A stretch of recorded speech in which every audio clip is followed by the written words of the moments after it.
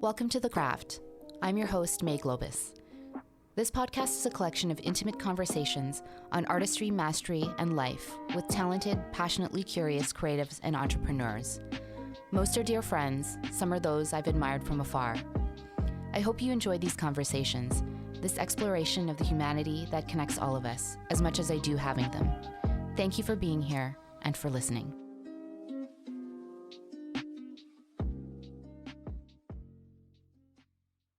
This episode is brought to you by Before, an incredible new self-care brand that just launched their first products, a line of purifying toothpastes.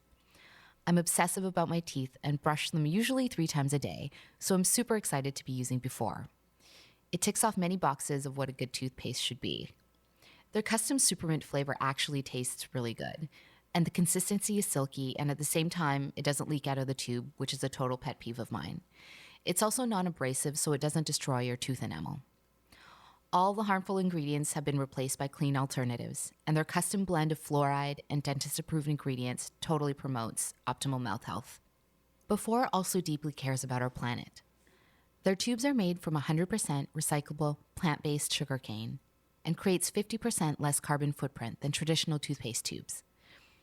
As you all can tell from the show, I'm a huge fan of good, purposeful design, and let me tell you, the design and color palette of these are beautiful. The tube stands upright on your counter and makes your bathroom look minimal and chic. Visit their website, before.com, and enter the code CRAFT, C-R-A-F-T, to receive a free tube with purchase. I'm a huge fan of what they stand for. You won't be sorry, and your teeth and the planet will thank you. As a number of you know, I'm also a certified sound therapy practitioner and founder of Oto Healing, a sound therapy studio and practice. Sound has been a healing modality through many cultures for thousands of years. Oto's approach to sound is rooted in both art and science, the art being the history of sound, the science being quantum physics, biology, brainwave states, and more. All listeners of the show get 15% off their first private 1-hour session. Visit otohealing.com to book yours now. Sara Harowitz is one smart and witty woman. She's also a wordsmith at heart, a longtime editor of publications such as the Huffington Post, Sad Mag, and MONTECRISTO Magazine. By day, she's the director of content at Vitruvi, where she led the creation of their in-house print and digital publication, Our Natural Habitat. By night, she's a literary agent at Westwood Creative Artists.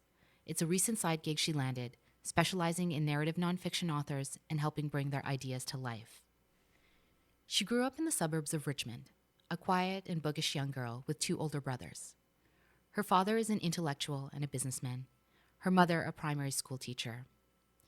During her teens, in addition to her love for books, dance was her main extracurricular: ballet, contemporary, jazz, and hip-hop. Sara applied to Toronto Metropolitan University for their journalism program, where she found her groove in magazines and editing. After Toronto, she returned home as a freelancer until landing her first job at the Huffington Post, officially launching her career as an editor.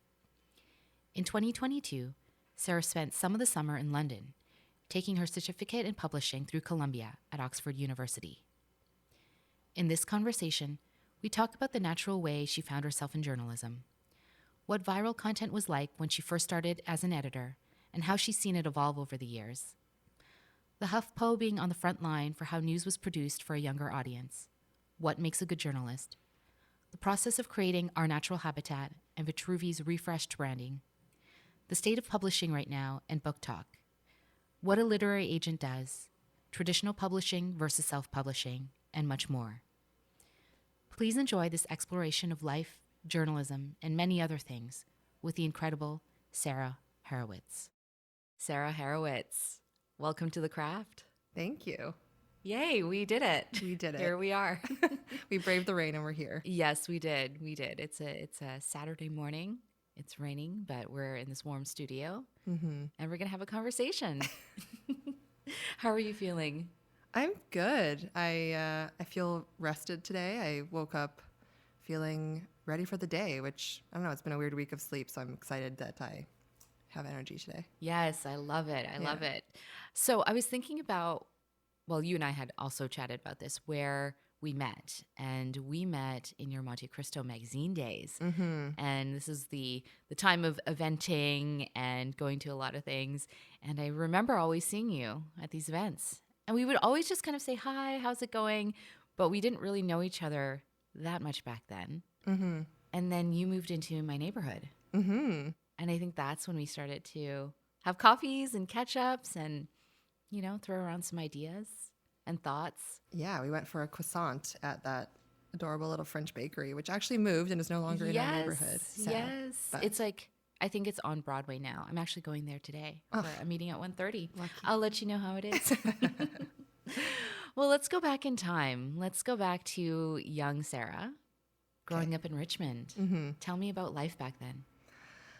I was painfully shy, like just clinging to my mom, didn't want to talk to anybody, really liked to just do my own thing. And I had friends, but the friends I had, I was comfortable with, but I wasn't really good at meeting new people. And it really took a lot of years and a lot of sort of prodding from my parents to have me become the chattier version of myself that I am today. So, yeah, it was a fun childhood though. My parents were great. My mom is one of like the most nurturing people I've ever met. My dad is very, very intellectual and business minded, and the sort of combination of her, you know, nurturing, caring qualities and his, not that he wasn't caring, but his also like counterbalance to that, I think was a really nice upbringing.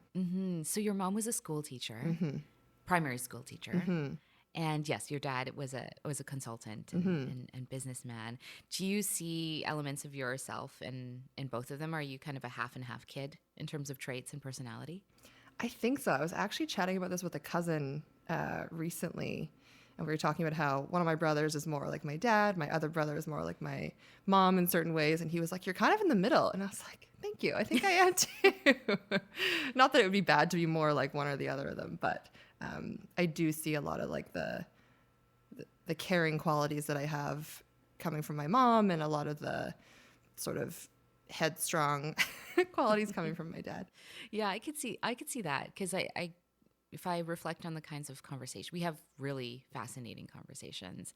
And yeah, if your dad's an intellectual, then I get where you get that from, which I love. And your two brothers are quite a bit older than you, right? So there's a bit of a gap. And your parents got you a bunny, didn't they, to help you Yes. from to save you from loneliness? My dad told me this somewhat recently because, yeah, my brothers are 7 and 9 years older than me. So in lots of ways, we're sort of more grown by the time I came around. And, you know, they were never mean to me. They were great. They were never like bullying older brothers. They were always great with me. But we didn't like grow up together in that sense of playing at the same age. And they were just at a much different stage than me. Anyway, yeah, so my dad told me somewhat recently that the reason that I had a bunny growing up was because they were worried that I would be lonely.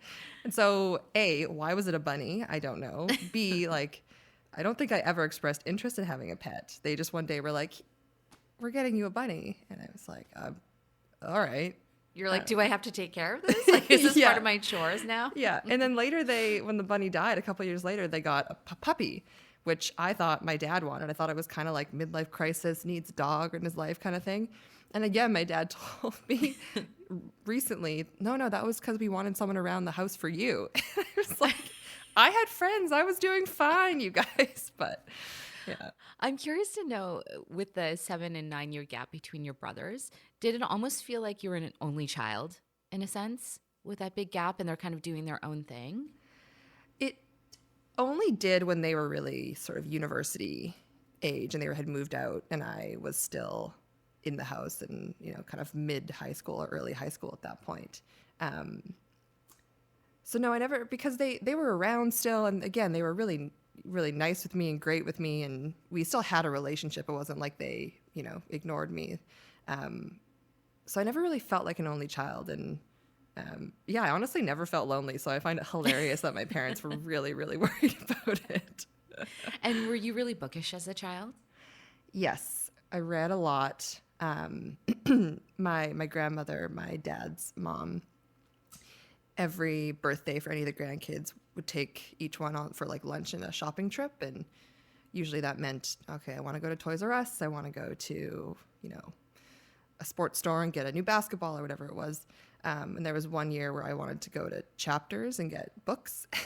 And she was taken aback and I think delighted by it, but it was kind of funny. She was like, all the other kids want toys. Why do you want books? Yeah. And what kind of books were you drawn to as a child? I think a lot of fantasy.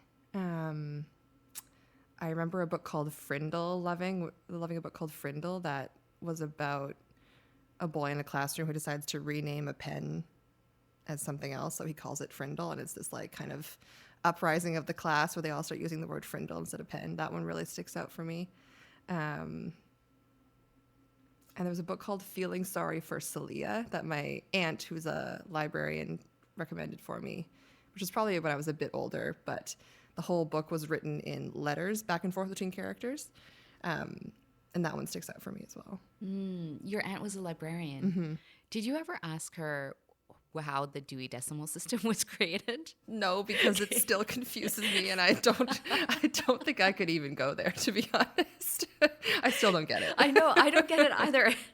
And I think it's so bonkers that they made kids sign books out that way. It is bizarre. Well, I'm sure it's much better with the technology that we have now, but Yeah. But I do remember thinking that it was really cool that you were signing out books. There was the card in there, and you'd actually have to put the name and date. Yeah, that was cool. Really, it's really fun to see who else has signed the book out, even if you didn't know them. It always gave you a sense that like you really were sharing this item with other people. At least that's how I felt. No, I think being that's kind of a exactly bookish child myself. Yeah. What did you like to read? Ooh, I loved more of like the girly girl type of books. So I was reading a lot of Babysitter's Club. Oh, me too. That's a classic, yeah. The Saddle Club. I was super into mystery stuff too. So Nancy Drew and the Hardy Boys. And then once I got into, more of a preteen age, someone had brought a V.C. Andrews book to school, and I started reading those, which I hid from my mom because the type of stories in there of love and incest and like all these weird things, I'm like, oh, I'm pretty sure my mom wouldn't want me reading this, but it's so juicy. Babysitter's Club is a great one. I definitely read those too. And the Sweet Valley High books. Oh, yes. Yeah. Sweet Valley High. And then there were some random ones in between, but those were like the go-to series books that I loved. Also, R.L. Stine and Fear Street and Christopher Pike when I was in my teens. Yeah. So a little bit more into horror. Spooky. Yeah, and spookiness. Yeah. Yeah. A dark teen. It was a dark So much teen. angst. So much angst. So much. So your father was also on the board for the Dalai Lama Center. And he met the Dalai Lama. Did he ever share with you what that felt like for him, or like any interesting stories about that interaction? No, I've seen the photo. It's a group photo. I really should. Sorry, Dad, if you're listening. I should have asked you more detail about that. I definitely will after this because I'm curious, but I don't know a ton from the actual meeting. Okay, Yeah. we'll do a round two. I'll follow up with you. Okay, sounds good. But let's go into you as a teen. You were still really studious, but now you're starting to like really have fun and come out of your shell. So what was Sara like in high school, and what were you involved in? Oh, I was definitely a good student. Thankfully for me, I tried hard, but I didn't have to like shut myself away for hours on end. Like I was still able to have quite a full social life and do all the teen things of, drinking coolers in the park after dark and all that kind of stuff. And I still read a lot, and I was also really into dance. I thought I was maybe going to be a dancer after school, so I did dance was my main extracurricular activity. Ballet or contemporary? Kind of all of it. Ballet, contemporary, jazz. Did a bit of hip hop. Wasn't very good at it. It was very fun. I kind of come from a family of dancers on my mom's side, so. Oh, really? Okay. And do you still incorporate dance and movement into your life now? Not really. It's hard as an adult to find a place where you can do it sort of recreationally. It's not like, oh, I used to play soccer, I joined a rec league. Like there isn't really that for dance. I mean, there are drop-in classes, but I haven't found a place that's at the sort of level that I want it to be, where it's like, I'm obviously not pro. I'm never good enough to be pro, but it's beyond sort of a beginner place. So it's harder to find as an adult, but it's definitely still just like in my body, I think. Yeah. I mean, you're so tall and you've got really great So posture. So yeah, you do have a dancer's body, actually. We don't talk about how tall I am. Strike that from the record. Okay, and so after high school, you went to Ryerson. But my question before that was, did you always know that you wanted to end up as a writer and potentially in publishing later down the line?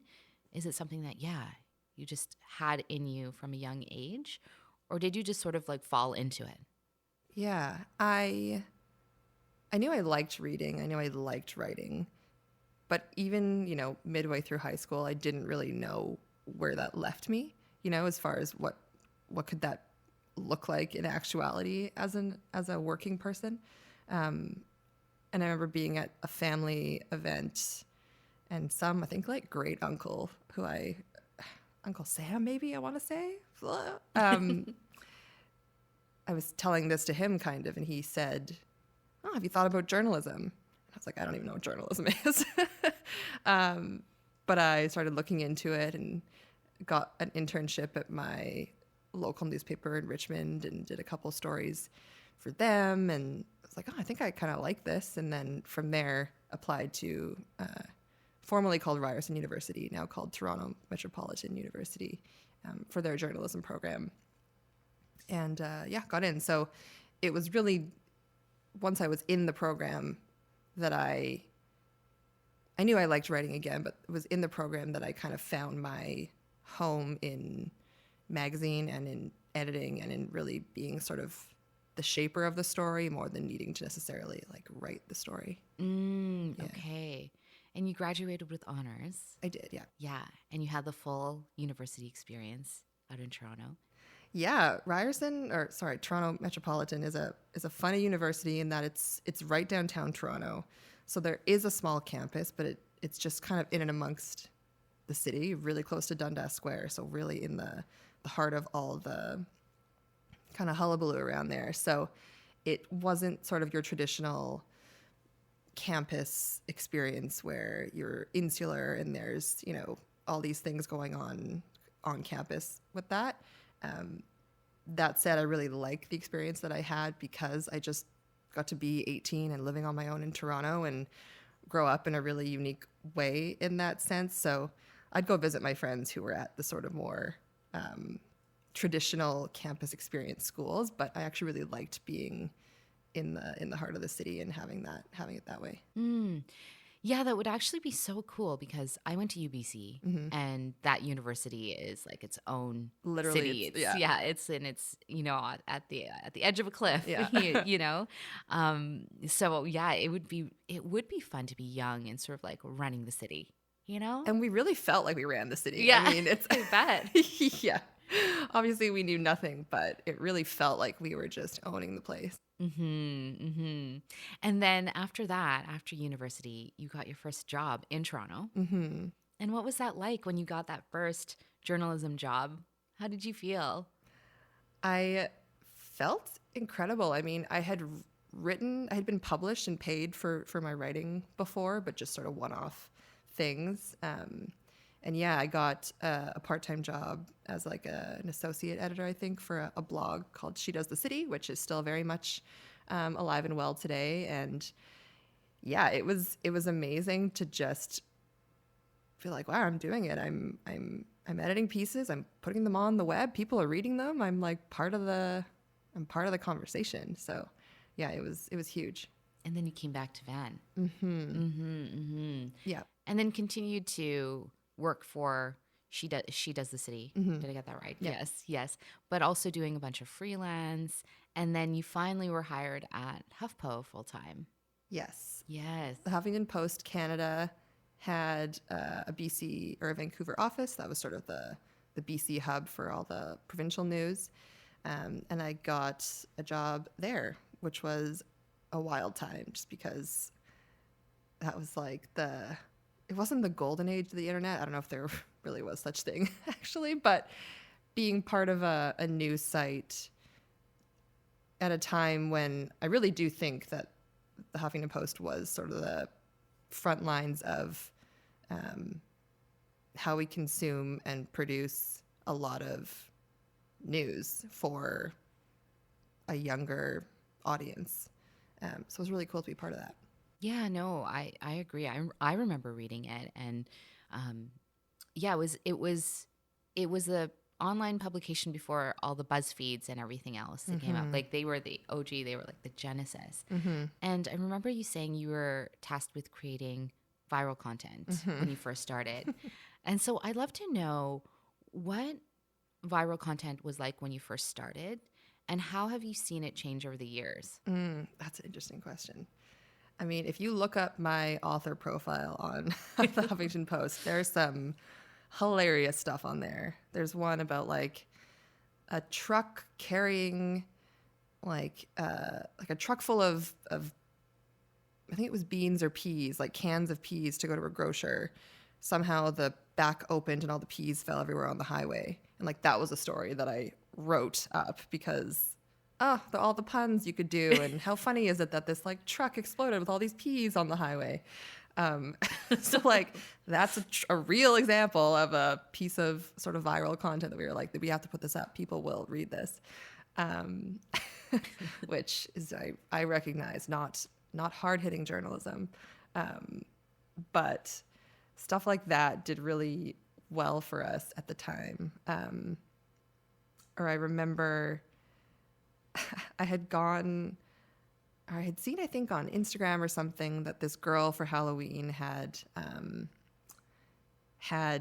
dressed up like Miley Cyrus at a club, and somehow I didn't even know her, but somehow I saw a photo of her and I was like, wow, she looks exactly like Miley Cyrus. This is hilarious. And I went to my boss and was like, I think we should just like get these photos and put it up and just be like, this Miley Cyrus lookalike lives in Vancouver. How funny is that? And she was like, Sarah, that's like absolutely insane. Like, what a waste of time. And I was like, yeah, I mean, yes, but also like, I think it might perform kind of well. And she was like, okay, just whatever, just do it. So I did it, and it went, Vancouver wide viral. And so stuff like that, where you're just trying to tap into a moment and give people some entertainment. Yeah. So viral content definitely wasn't the more journalistic side. It was more the lifestyle, culture, zeitgeisty stuff. And I guess it's still the same. I mean, there's just different types of it now, right? Like you've got the memes, you've got the dance TikToks. Like it seems like the category is just expanded. There's just more SKUs of viral content. Yeah, and I think even within that idea of viral content, I mean, something can go viral for a specific audience. So if I think about my time at MONTECRISTO, the pieces that consistently, I mean, maybe viral is not the word, but the pieces that did really well for us consistently were local history and things you didn't know about Vancouver, hidden parts of Vancouver, underground parts of Vancouver. Every time we published one of those, top performer. So that might not have nationwide appeal, but for a specific audience, those pieces became really important. So I think you can tap into a specific audience and have it be really perform well for them, even if it's not like a wide reaching topic. Right.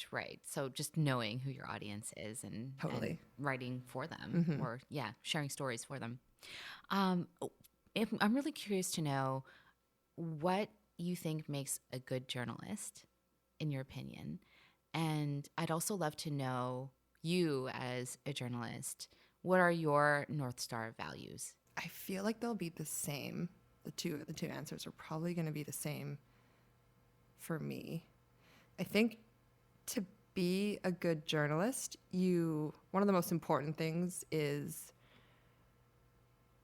a true open mind, in the sense that you can go in thinking you know the story, but if once you're there, the angle you thought, the narrative you had in your head isn't true, you can't hold on to that. You have to be able to follow the, this is going to sound cheesy, the truth, as it were, but like you have to be able to pivot and go where that narrative is actually taking you. And I think that a lot of, not even necessarily journalists, but writers can kind of get stuck in the vision they had for something. And it's, as an editor, I'm always like, just see where it takes you. And I think that's something that's really valuable. As far as being a journalist, I mean, of course, you have to keep all those sort of standard ethics in mind, the things that I like learned in journalism school, you know, not misquoting people, really trying to be impartial, which I don't actually believe anybody can be fully impartial. We're all human at the end of the day. Everything that goes in an article, something's been left out, something's been included. Nothing is ever going to be fully impartial. But and you're biased. Your own 100%, biases. Yeah. and in ways that we don't even recognize, each of us. So it's impossible to be actually impartial, but I think having that as something that we always still try to work towards is important.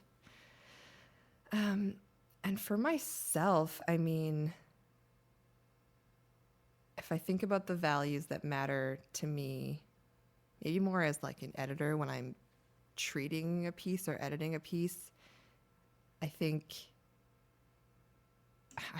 this word is overused, but authenticity is huge. Like I can tell when someone's not being authentic in their work. And I feel this way when I read, sometimes when I read books and sometimes when I'm editing, like there's something that's not quite being the true essence of that person or that story.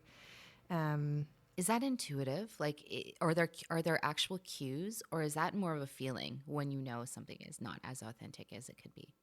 I think it's a feeling, and yeah, I wish I could say that there were sort of telltale signs, but it's in the reading of a work. You can just tell, you know? Well, that's what makes you a good editor. Hopefully. You have that feeling and you can tap into that. Hopefully. But yeah, I think the ability to be sort of nimble with a piece of writing is really valuable. Yeah. I love the idea of you saying as an editor to a writer, like be open-minded and go where it's taking you. It makes a story or a piece seem more like a living thing. Which it is ultimately, you know, like you can, it can happen at any point too. It can be if you're going out and interviewing someone, that can be where it happens, or it can be in the actual writing where you start writing it and it just takes you somewhere else, because ultimately it is kind of a living thing. Yeah, and I guess so many things are. I mean, even when I think about all my different podcast episodes, I often have people who ask me, you know, what should I start with? What are your favorite ones? And I'm like, it's kind of like you're asking me to pick a favorite child. Like I can't pick one because every single one it's a living being and it's its own universe. So I can't really pick one. So yeah. Even like when you're doing a sound bath, do you go in thinking, okay, I know roughly what I'm going to do, or it's all just how it feels then, right? Exactly. Yeah. It depends on who's in the room, who's in front of me. I've never played a sound bath the same way. So I don't know. I think it's really beautiful to sort of treat many things as if they're alive and are dynamic. Yeah. Do you have any heroes in journalism? Oh. Or writing, authors? Yes. I mean, authors that I admire the most, I would say, their work that I could read over and over again. Joan Didion, I mean, she's not an uncommon inspiration, but I love everything she's ever written that I've read. Deborah Levy, who is both a novelist and has written a sort of series of memoirs. Her writing is incredible. And Keith Lehman, who is an American author, and again has written fiction and nonfiction. So those are three people who I feel like I consistently could read and be inspired by their work. Like I read it and I'm just like, how did they do it? Yeah. Oh, just like that natural God-given talent. Yeah. Or maybe words. It's really hard work. I don't know, Yeah. but either way, Yeah. I'm thankful for it. I don't know. This just popped into my mind, so I wanna ask you about it. But Elizabeth Gilbert wrote this book, and oh my gosh, what is the name of it? It's escaping my mind right now. Basically, she was talking about a story or something that happened to her, where she was saying that she had this idea for a book, and she could not, for the life of her, even though she had the idea, it just wasn't coming out right. And somewhere along the way, a few years later, she met another author. And basically, that author had the exact same story idea as she did. But she was able to write it and publish it. And I think it did really well. So, what she was trying to say, I think the book is called Big Magic. What she was trying to say is, I wonder if ideas are sometimes their own living thing and they're in the ether, and you may be a vessel for it or you may not be, and that exact idea in the ether will go to someone else and they'll be the right vessel. I think that's so fascinating. It is. I mean, even think about the number of times that you or someone you know has been like, oh, there should be an app that does this. And then you look it up and it exists. Yeah, You know, I mean, that's yeah. more practical. But yeah, I definitely think that there kind of are no new ideas. And it's more about, okay, what can I bring to an idea or a perspective that's Yeah. different? Or the idea that the idea is never yours. Yeah. Yeah, that it already exists as its own self. Yeah. So anyways, I've always really loved that. So now you're the director of content for Vitruvi, which is a natural home scent brand. And you have also led the creation of its print magazine, Natural Habitat, which is really beautiful. I'd love to hear about, or maybe take me through, your own personal creative process when you were building out the magazine.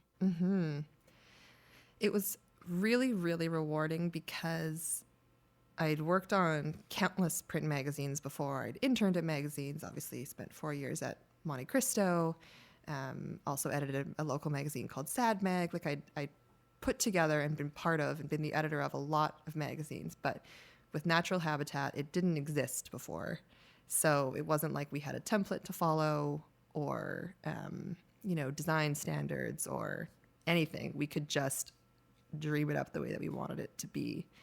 So it was a really, really fun process to work with our in-house designers and just be like, what do we want to do with this thing?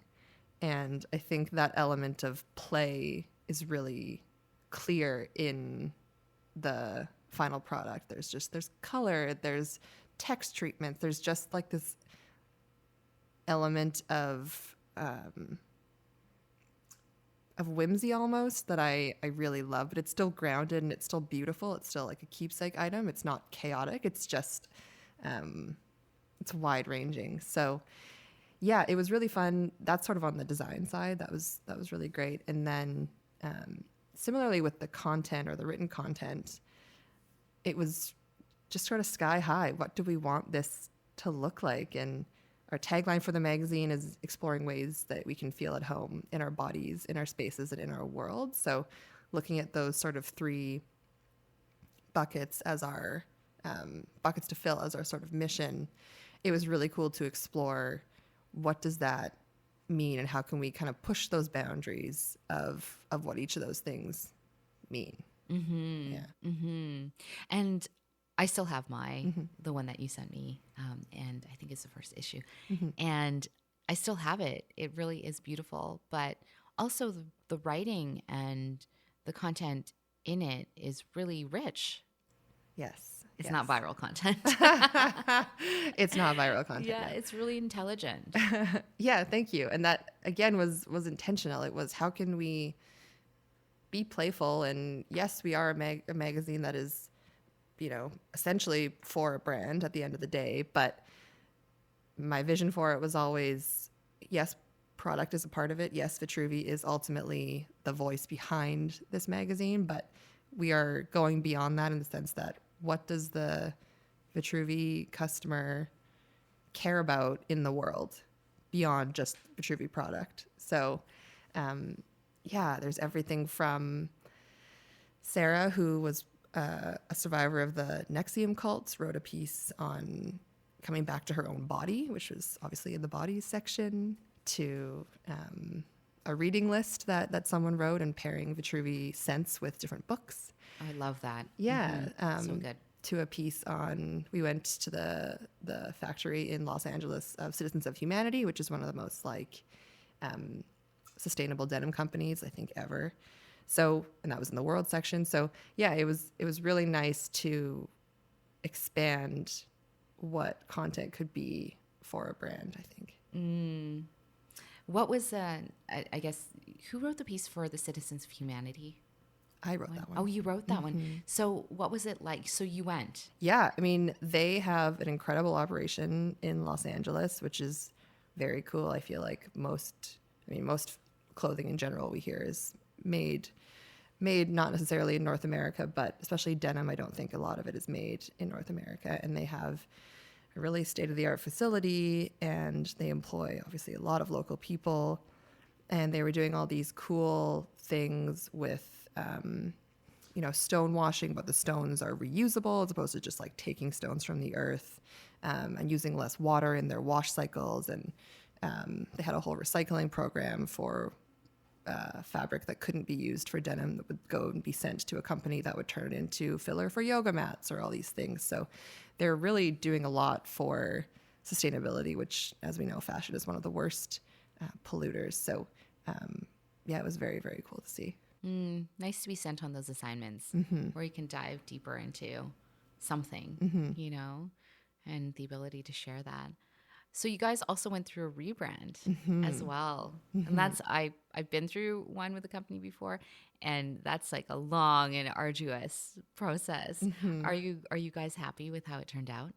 And what did you feel like, what was the need to do it, to do the rebrand? Yeah. So our co-founders, Sarah and Sean, started the company super grassroots in their apartment and did everything themselves. And that sort of early stage design that we had for the company carried us through the first, I want to say, 6 years. And there came a point where they wanted to just give it a refresh and have it be a little more cohesive and really represent the sort of re-envisioned direction for the company, which was really embodying air and the importance of air in your home. So less on scent specifically and more as like scent as a way to shape the air in your home. But also, we just launched a humidifier. So we're really an air care company more than a scent company now. Anyway, so the rebrand was really inspired by that and by wanting to have some cohesion across product lines and really bring some new excitement to this path that we're on now. Yeah, and what a timely rebrand too, and rethinking like less scent and more an air company, because of the popularity of like breath work and being able to breathe properly and what that does to your nervous system. So it really makes sense for the times. Love that. And this summer you took your certificate in publishing through Columbia, and you did it at Oxford for about a month. Yeah. And I'd love to know, what are some of the more surprising things you learned about the publishing industry that you hadn't known before or hadn't considered before? Oh, that's a good question. I feel like I didn't. I mean, everything was new, and yet nothing was new in a way. I think that it was interesting to hear from a lot of people who are working in the industry right now. I mean, it was doubly interesting because most of our lectures were from the UK, so I wasn't getting necessarily a snapshot of the Canadian market, but of the UK market. But I think that it's a really interesting time to be in publishing because of the way that the pandemic brought, a huge boom for the market as far as people being stuck at home and reading a lot more. So there was this huge kind of spike in readers and in book sales. And it's kind of calmed down now that people can go out again, and publishers are now trying to figure out how can we keep that momentum going. So I think it's an interesting time to be in publishing, and just hearing from people throughout the industry, whether they were in marketing, whether they were in PR, whether they were in editorial, whether they were agents, whether they were designers, just hearing kind of those similar sentiments of we're all really dedicated to this work, but we don't really know what's going to happen, was really interesting. People talked a lot about book talk, as in like book TikTok, which we've seen, make a book completely go viral, to use that term. Even books that aren't new, so that was talked about a lot, which I thought was not surprising, but just interesting how much the industry is not relying on it, because it's not, you can't predict what book will take off. But it was interesting to hear how many people brought that up. Yeah. Book talk. Yeah. Yeah. And Twitter. This was before Elon Musk actually bought it. So I would actually be curious next year if people are still suggesting that all the publishing hopefuls go on Twitter or not. But and a huge congratulations on taking a side gig as a literary agent now. Thank you. For Westwood Creative Artists. Yeah. For those of us who aren't sure what a literary agent does, can you maybe explain what that role is? Yeah, so I'm kind of the go-between between authors and editors at publishing houses. So I take authors on as clients and work with them on their book ideas, whether that's an idea and a proposal or a full-fledged manuscript. And then I sort of matchmake those with the editors that I think might be interested, and have those books get sold and published by those publishing houses. And you're focusing on narrative nonfiction. Yes, it'll be, because of my background in journalism, I think nonfiction makes sense for me to start with. It's where I have so many writers who I want to write books. So I'm doing a lot of emailing saying, hey, I think you should write a book. Let's talk. I love that. I have a question around publishing and self-publishing, like traditional versus self-publishing. With the rise of Instagram poets and writers and artists over the last number of years, I've noticed that many of them have taken to self-publishing. And I'd love to talk about the differences, the pros and cons between that and traditional publishing. Yeah, I think self-publishing is a great way to get your name out there. It's a great way also, you kind of own everything, right? Like you are doing it all yourself, so you're not giving any rights away essentially to the book. You can do it on your own timeline. It's all done by you, which is, I think, mostly good. Obviously means a little more work for you as well. Probably means that you don't have an editor. Probably means that you don't have a publicity team. You don't have anyone sort of championing the book for you the same way that you would at a traditional publisher. So I think it's great to see the sort of democratization of the publishing industry. It's kind of the way, there are blogs and there are newspapers or magazines. So I think there's room for all of it. And I think there is something really special still about being published by a publishing house and having that name behind you and those people behind you, again, on the marketing team, on the publicity team, on the editorial team. But that said, I do think there's room for all of it. Yeah, you just said the democratization of publishing.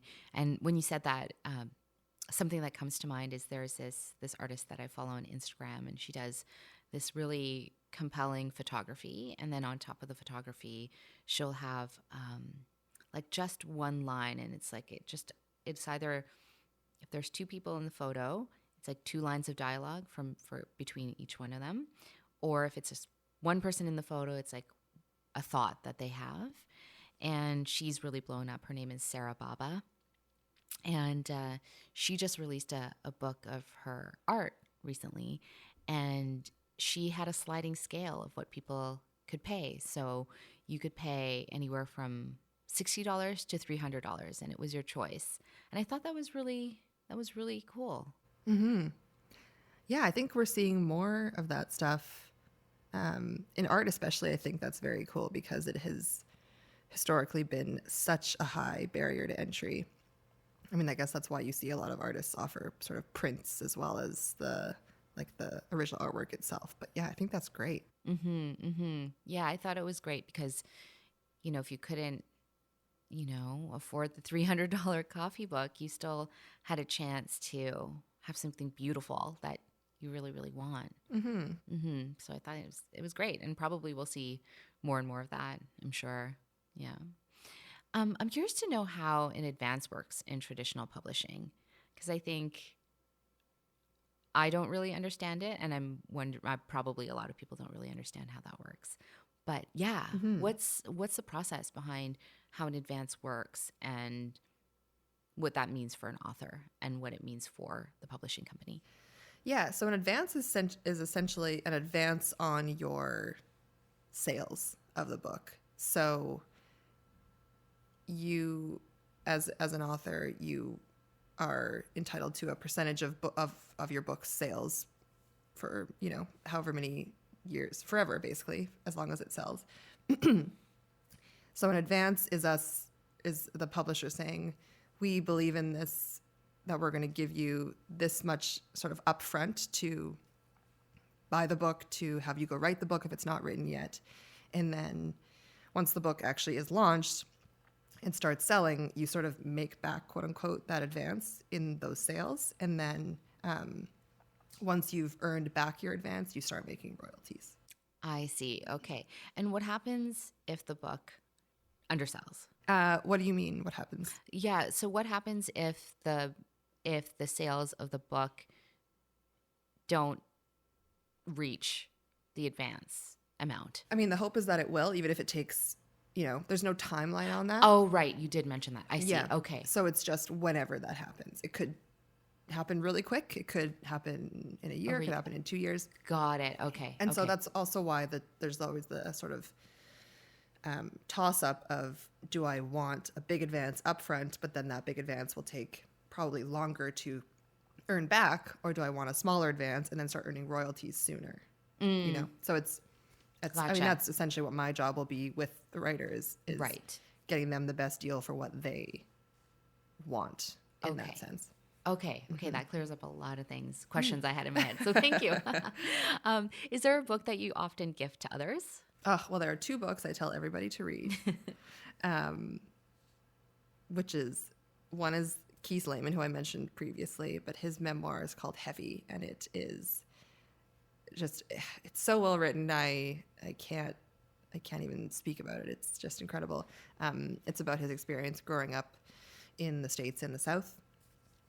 And the other book that I tell everyone to read is Split Tooth by Tanya Tagaq. She's a throat singer from Canada, and wrote this incredible novel. And it is just, it's lyrical, it's poetic, it's gutting, and so well written, which makes me almost angry that she's good at multiple things, but but not angry, really, just thankful. Yeah, we need those people in the world. Yeah, I'm just like, how are you good at everything? But, yeah, just a polymath. True. Yeah. Well, just a couple more questions. This next question is there a literary character that you most identify with, and why? Oh my gosh.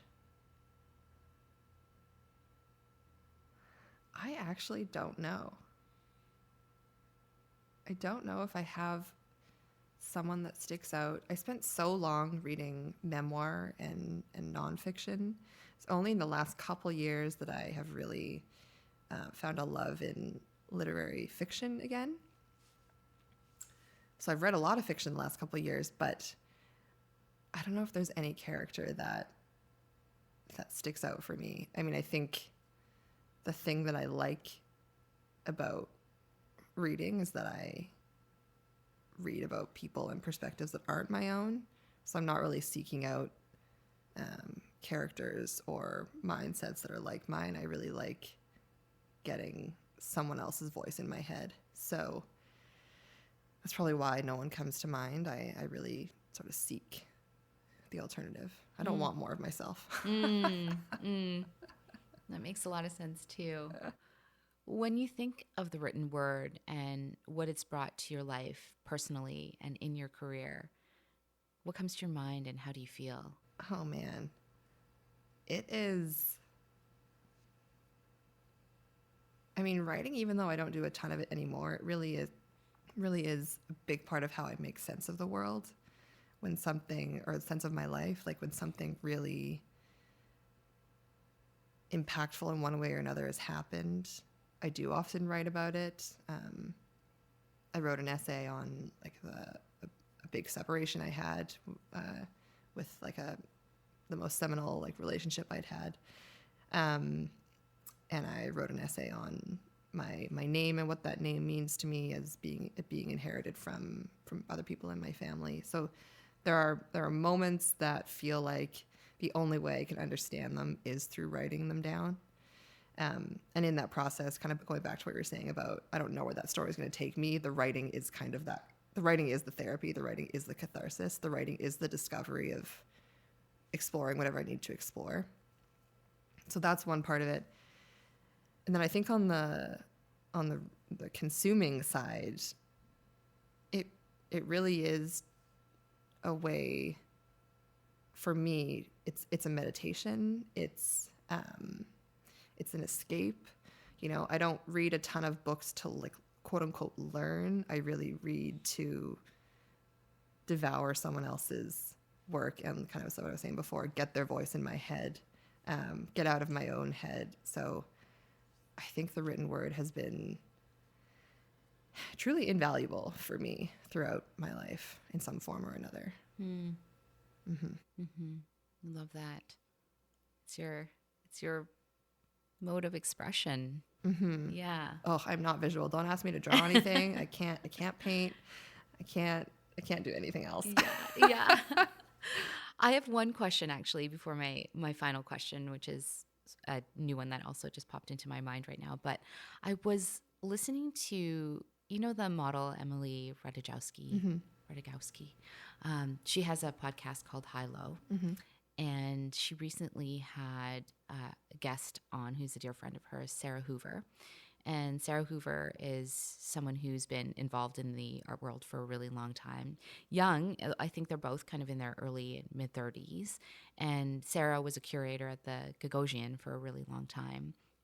And I find these women so fascinating because they had a really intelligent conversation. These women are really, really smart. They're also feminists. But they're also models, and they are they have their regular jobs as curators, but they're also authors, and they are fashion icons. And it's, for me, I was like, oh, this is really cool seeing this sort of new wave of polymaths. And both of them have written books. Emily's was her book of essays, My Body. And Sara Hoover has one that just dropped, I think, or is coming, called The Mother Lode, about motherhood from a really truthful place, sort of removing the patriarchy from motherhood. And I just think it's really interesting having this sort of new wave of women who can do so many things and still be intellectual and still be authors and still be all these things. I'm wondering, have you read My Body? I haven't read My Body. I've read the essay. She had an essay that was published in, I think it was New York Magazine. So I have read her essay, but I haven't read the full collection. Okay. Yeah. And your thoughts on the writing? Yeah, I thought it was really good. Yeah, I mean, I think women, we've always been that way. We've always been able to do multiple things, and it's really great to see that it's becoming less of a shock for someone to, even as I before was like, Tanya Tagaq, she's good at everything. But like, of course she is, because you don't have to just be good at one thing. And, there are so many people who, Sarah Polley is another example. She's a filmmaker, incredible filmmaker, wrote a book of essays that I read called Run Towards the Danger. Great book. Incredible, like incredible writer.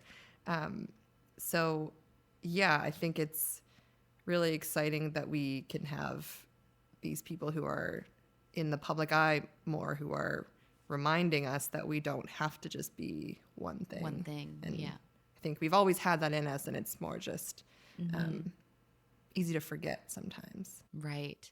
Sarah Polley, wasn't she Anne of Green Gables a really, really long time ago? She was, The Road to Avonlea. Right, She Road was, to Avonlea. child That's actress. right. That's Yeah. right. That's where I first saw her because I used to watch that show. Yeah, she writes about it in the book. Oh, about being amazing. A child actor. Okay, I'll have to pick that up. Well, my final question that I ask everyone, with what you do, what is it that you want to leave behind in the world? Powerful question. Do I have a powerful answer? I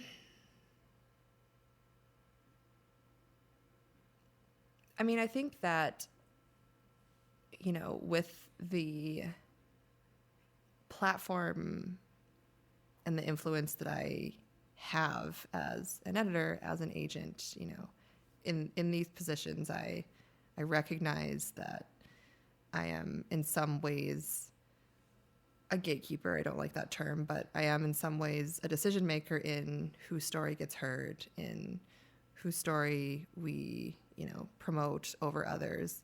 And I think the main mission of mine at the end of the day is to make sure that I am using that platform in a way that I think serves the greater good. And that means voices that aren't my own. That means voices that don't sound or look like me. It's really been my mission, again, as an editor, and will carry that to being an agent as well, to make sure that I am responsible with that level of influence that I have. Because ultimately, I think storytelling, the written word, like we were talking about, it's so important. It's so crucial to not only like shaping our worldview, but helping us, again, understand the world, make us feel less alone, whether that's stories that are similar to us or not similar to us at all. No matter what, you come away from reading a good book or an amazing essay and you feel different. And so, yeah, I really think what I want to leave behind is, or I want someone to be able to say, like, yeah, she really used the little bit of tiny minuscule bit of influence that she had to propel the industry forward as far as who we're hearing and who we're reading and why. I love it. Well, I'm very excited for you in all kinds of ways. Obviously, all the great work that you're doing with Vitruvi, but also this new side hustle that you have that you seem very passionate about. And I know you're going to be excellent, most excellent at it. And you're going to be supportive and compassionate. And whomever you work with is going to be really lucky. Great. Hey, May, you want to write a book? Let's chat. Thank you so much for being here and for the coffee this morning. You're welcome. And I look forward to the next time we have another chat over a croissant. We'll go to L'Atelier. Yes, please. We'll pay a visit to their new location because we love the owner. He's great, and we want him to be successful. Maybe best croissants in the city? Do we say it? I don't know. Yeah, I think he's up there. Yeah. I think L'Atelier is up there.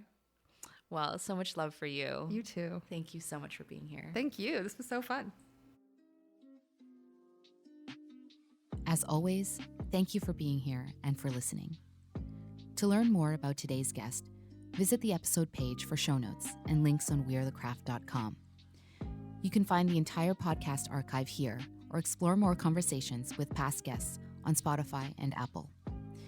Don't forget to hit the subscribe button on these platforms, including YouTube, to get notified when new episodes drop.